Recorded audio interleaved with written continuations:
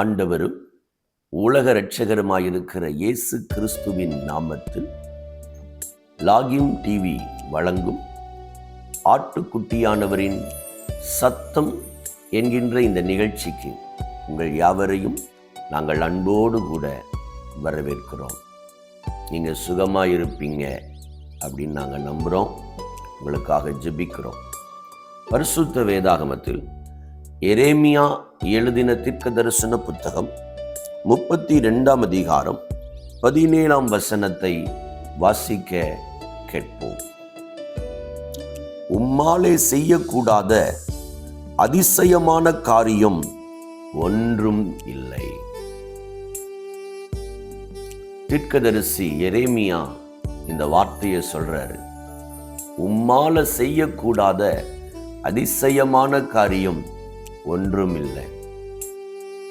பிரியமானவர்களே, இயேசு கிறிஸ்துவினால செய்ய முடியாத ஒரு அதிசயமான காரியம் உங்க வாழ்க்கையில ஒன்றும் இல்லை. உங்க குடும்பத்தில் அவரால் செய்ய முடியாத காரியம் அப்படின்னு எதுவுமே இல்லை. உங்க சரீரத்தில் அவரால் செய்ய முடியாத காரியம் அப்படின்னு எதுவுமே இல்லை.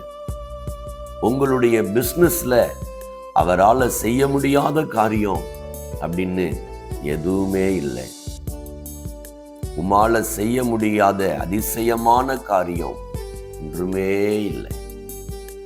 ஆமென். அன்பானவர்களே, இன்றைக்கு மனிதர்களால முடியாத காரியம்னு இருக்குது, மருத்துவர்களால முடியாத காரியம் இருக்குது, பணத்தினால முடியாத காரியம் இருக்குது, அதிகாரத்தினால முடியாத காரியம் இருக்குது. ஆனால் ஆண்டவரால முடியாத காரியம் அப்படின்னு ஒன்றுமே இல்லை. இன்னைக்கு இந்த வார்த்தையை கேட்கிற உங்க வாழ்க்கையில ஏசப்பாவால செய்ய முடியாது அப்படிங்கிற ஒரு காரியம் எதுவுமே இல்லை.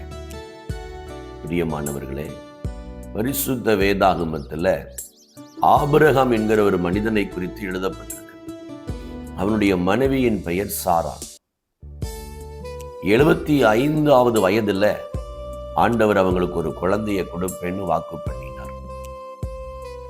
அந்த ஆபிரகாம் ஆச்சரியப்படுறான், அவன் மனைவி ஆச்சரியப்படுறாங்க.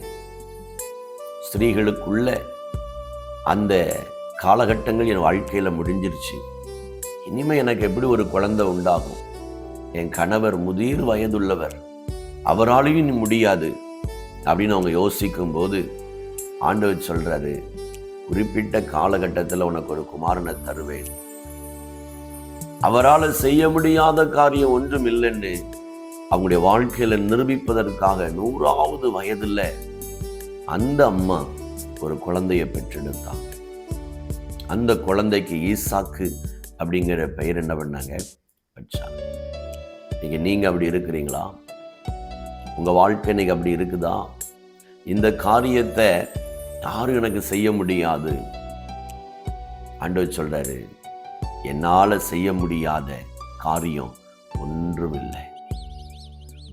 ஆண்டவரால செய்ய முடியாத அதிசயமான காரியங்கிறது ஒண்ணுமே இல்லை.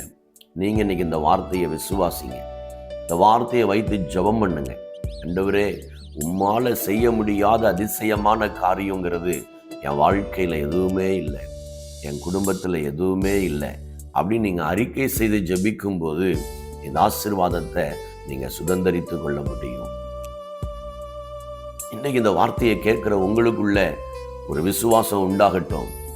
ஆண்டவரால செய்ய முடியாத அதிசயமான காரியங்கிறது என் வாழ்க்கையில இல்லை. எத்தனை பேருக்குள்ள இந்த வார்த்தை விசுவாசத்தை கொடுக்கிறது? உங்களுக்காக நான் ஜெபிக்க போகிறேன். ஆண்டவர் இயேசு கிறிஸ்து உங்க வாழ்க்கையில இன்னைக்கு ஒரு அற்புதத்தை செய்ய போகிறார். அவரால் செய்ய முடியாத காரியங்கிறது ஒன்றும் இல்லை என்பதை உங்க ஒவ்வொருத்தருடைய வாழ்க்கையில ஆண்டவர் நிரூபிக்க விரும்புகிறார். இணைந்து ஜெபிப்போமா? பரிசுத்தமுள்ள எங்கள் பிதாவே, சர்வ வல்லமை உள்ள ஆண்டவரே, உடைய குமாரனாயிருக்கிற இயேசுவின் நாமத்தில் இந்த நிகழ்ச்சியை பார்த்து கொண்டிருக்கிற என்னோடு இணைந்து ஜெபிக்கிற ஒவ்வொருவருக்காக ஜெபிக்கிறேன். உம்மால செய்ய முடியாத அதிசயமான காரியம் ஒன்றும் இல்லை ஆண்டவரே. நான் அதை விசுவாசிக்கிறேன். இயேசு கிறிஸ்துவின் வல்லமை உள்ள நாமத்தில் இந்த நிகழ்ச்சியை பார்க்கிற இவர்களுடைய வாழ்க்கையிலையும் உம்மால் செய்ய முடியாத அதிசயமான காரியங்கிறது ஒன்றும் இல்லை என்று நான் விசுவாசிக்கிறேன்.